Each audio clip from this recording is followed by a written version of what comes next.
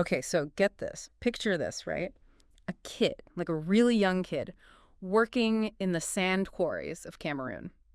Wow. Not exactly the image that screams, future world champion, right? Right. But that's just one small part of this wild story that you sent us, the rise of Francis Ngannou. Yeah, and it's that incredible contrast. I mean, going from those sand quarries to the UFC to boxing, it's almost like a movie. That's what makes this whole deep dive so interesting. Yeah. And it's not just about like athletic achievements, even though those are amazing in themselves. Yeah. It's more about, I think, this resilience, this ambition that Ngannou has. You can really feel it in the research. It really comes through. It's Yeah. like you read these early articles we have and you're just hit with this like harsh reality of what his childhood was like. Forget fancy gyms and personal trainers.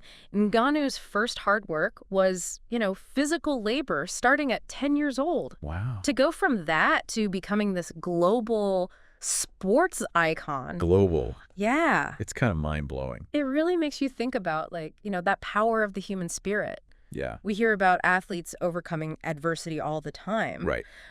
But in Ngannou's story, it's almost like a guidebook or something for how to not let your circumstances define you. Yeah. And how that can fuel some incredible drive. Yeah. In one interview, he talks about how he wanted to prove something Oh, wow. to those kids back in his village, Yeah. the ones who saw him with, nothing. Right. Right. He carried that weight, that responsibility. Wow. I can only imagine the pressure of that.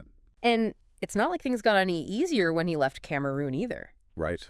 He's 26, which, for an athlete, starting out is older. It's not young, No. especially in those sports. Yeah, and he shows up in Paris with this, this dream Mhm. and ends up spending time in jail. Like, that's a whole other obstacle to overcome. And what's so fascinating is that even with those hardships, sleeping on the streets in Paris, in Ngannou, Yeah. he never lost sight of his goals.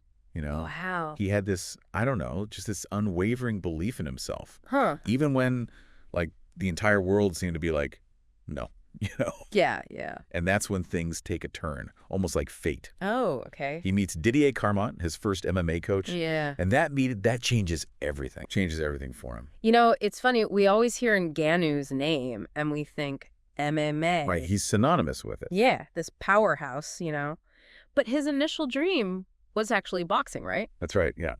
He looked up to Mike Tyson. Yeah. He was all about boxing. Really wanted to conquer the boxing ring. Yep. You can see his boxing background even today. Interesting. It's in his style. But Carmont saw something else in him. Okay. This raw power, his athleticism, something unique. Right. So he convinces him, hey, try MMA. Wow. And that meant starting over, new sport.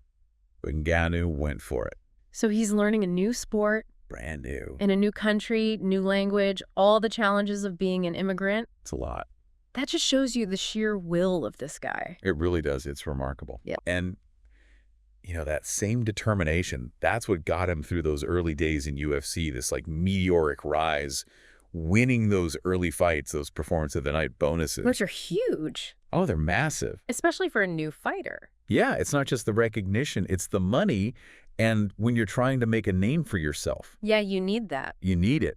And these weren't just, regular wins either. No. These were knockouts, brutal power. Everyone was paying attention. Everyone. But with all that talent, I'm curious, what was it like for you, going through everything, all the research, and seeing Francis Ngannou's name, gain traction? When did you realize this was, not just another fighter? For me, it was the Alistair Overeem fight. Okay. Overeem was heavyweight royalty back then, known for his striking, his experience. Right. But what Ngannou did to him, that wasn't just a win. It was a statement. Yeah. That knockout, people still study it today. It was power, precision. It was like a master class. Wow. And that's when I knew Ngannou, he was on another level. Wow. He wasn't just winning, he was changing the game. Wow. Yeah. That Overeem knockout, I bet that was something else to see live. Talk about making a name for yourself. Absolutely. You think that level, becoming a contender, that would be the top, right? But in Ngannou, he doesn't exactly follow the usual path. Not even close. And that's what makes this deep dive so interesting, all this research you gave us. Yeah. It's not just fight stats. Yeah. It's his whole mindset, how he evolved as a fighter, as a person. And after that Overeem fight, things get really interesting. Totally. We got to talk about his journey to the title. That first Stipe Miocic fight, you've got Ngannou, this, like, force of nature going up against a legend. Right. A guy known for being tough as nails, never slowing down. What really stood out to you from the research on that fight? Well, going into that first Miocic fight, everyone thought, well, maybe Ngannou's power, his speed, that's it, nobody can handle it. Right. But Miocic, he's smart, a real strategist. Yeah. He used his wrestling, his experience, basically shut down Ngannou's strengths. Wow. It's a tough loss for Ngannou, unanimous decision, but one thing we've learned about him. He doesn't give up. Exactly. He comes back with even more knockouts, Cain Velasquez, Junior Dos Santos, big names. Yeah. And suddenly, he's back in the title picture. So he gets that rematch with Miocic. He does.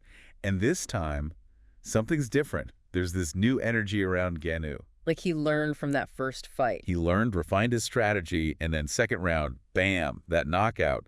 He's the UFC heavyweight champion. Wow. All those years of struggle, dedication, belief in himself, it all led to that moment. But, and I think you know this, that wasn't the end of the story. It almost feels like that's where it really begins. Exactly. This is the part that threw a lot of people, myself included. He wins the title, defends it against Cyril Gane, another big win. Huge win. And then he leaves the UFC at the top of his game. It was a shock. People thought he was crazy. Oh, yeah. But you have to look deeper. It's not that simple. So based on everything you found, what was behind that decision? Well, there were contract disputes, disagreements about how fighters were being paid. Ngannou was really vocal about that. Right. He felt like the UFC wasn't doing enough for its fighters. Exactly. Especially things like healthcare, long-term financial security. A lot of fighters agreed with him. And he really wanted to box, something the UFC wouldn't let him do. Right, and that's where it gets interesting. It wasn't just about the money for Ngannou. It was about control. Exactly. Having autonomy, he bet on himself, his value outside the UFC to reach his goals. And that's where the PFL deal comes in, which was a game changer. For everyone, not just Ngannou. So break down that PFL deal for me. What was so groundbreaking? It was a multi-fight deal, a lot of money, but that's not all. Okay. It let him box, too, at the same time. Yeah. Nobody had seen that before. A major MMA organization saying, yeah, go compete in another sport. That's huge. It was huge. And it wasn't just the boxing. Ngannou negotiated for better fighter benefits, health care, even a spot on the PFL's athlete advisory board. So he wasn't just changing his own career, he was setting a new standard for fighters. Exactly. And it shows his vision, how well he understands leverage, negotiation. Remember those sand quarries? Right. Yeah. That experience, that toughness, it shaped him. He knew his worth and wasn't afraid to fight for it in the ring and at the negotiating table. It's like he took that resilience and used it in a whole new way. Exactly. And this wasn't just about him. If you look at the research, there's this theme, Ngannou wanting to use his success to help others. And that's where his foundation comes in. And his foundation, that's where you really see what he's all about. Not just the fighter, but the man.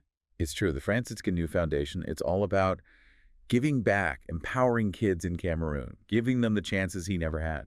Yeah, building gyms, sports programs, creating a safe space, especially in those communities where kids might end up in trouble, you know? Exactly. He's taking that resilience, that drive, and passing it on to the next generation. And you can see it in the articles, the photos, these kids in Cameroon training with these big dreams. It's powerful stuff, really is. It's like he's come full circle, back to that vision we were talking about, not just being a champ, but making a real difference. We want to change things. Inside the ring, outside the ring, it's all connected.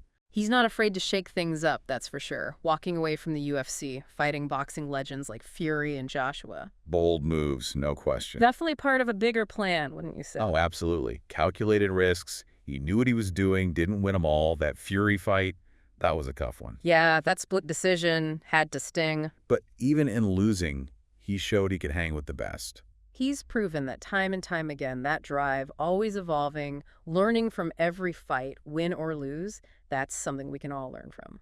No doubt. It's that growth mindset. You can't let setbacks define you. That's Ngannou's real strength. That's how he went from sand quarries to the top of the world. It's amazing we started with this image, this kid in Cameroon facing these impossible odds, and now, look at him, the impact he's had. It makes you wonder, what's next? What's his legacy going to be? That's the question, isn't it? It's more than titles, more than money, even. It's about believing in something, refusing to be limited, using what you have to make things better, to inspire others. It's like he's saying anything is possible. Just by being who he is, that's powerful. Incredibly powerful. And on that note, I think we'll wrap up this deep dive. This was amazing. Thanks for taking this journey with us.